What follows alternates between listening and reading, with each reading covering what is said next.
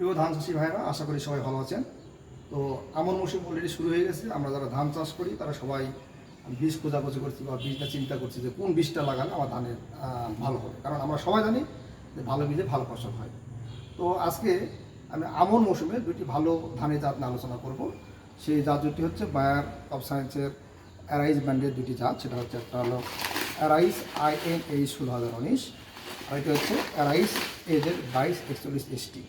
এই দুটি ধানের এর মধ্যে কী কী বৈশিষ্ট্য রয়েছে, প্রথমেই আমি আসি 16,000 অ্যারাইজ INH 16,019।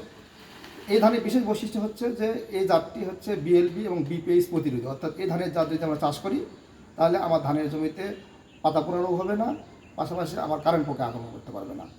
এই ধানটা মধ্যম চিকন এবং গাছ সহজে হলে পড়ে না, এবং এর ফলন উপসি জাতের তুলনায় অনেক বেশি, এবং জীবনকাল হচ্ছে 125 থেকে 130 দিন।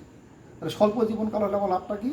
আমি স্বল্প জীবনকাল হলে আমি প্রচলিত তাদের তুলনায় 10 থেকে 15 দিন আগে ফসল হারভেস্ট করতে পারবো, এবং এই ফসলের ধানের পরে ধান কাটার পরে যে আমি রবি ফসল লাগাবো সেটা আরও 10-15 দিন আগে আমি লাগাতে পারবো। ফলে রবি ফসলটা আমি 10-15 দিন আগে হারভেস্ট করতে পারবো। এর ফলে কী হবে, রবি ফসল যদি আমি 10-15 দিন আগে হারভেস্ট করতে পারি তাহলে বাজারে বিক্রি করতে গেলে দাম ভালো পাবো। দ্বিতীয় তত্ত্ব হচ্ছে অ্যারাইজ AZ 2241ST।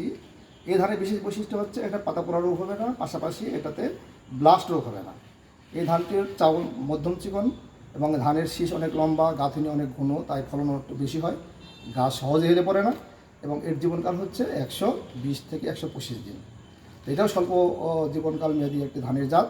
তো এটাও যদি আমরা চাষ করি, রবি ফসল ধান কাটার পরে আমরা 10 থেকে 15 দিন আগে লাগাতে পারবো, ফলে রবি ফসল আমরা ভালো ধরনের বিক্রি করতে পারবো। তো যারা আমরা আমন মৌসুমে ধান চাষ করব তারা এই বায়ার টপ সায়েন্স কোম্পানির অ্যারাইজ ব্র্যান্ডের দুটি ধানের জাত অ্যারাইজ INH 16,019 এবং অ্যারাইজ AZ 2241 ধান লাগালে আমি ফলন ভালো পাবো এবং রবি ফসলটা আগে লাগাতে পারবো। ধন্যবাদ সবাইকে।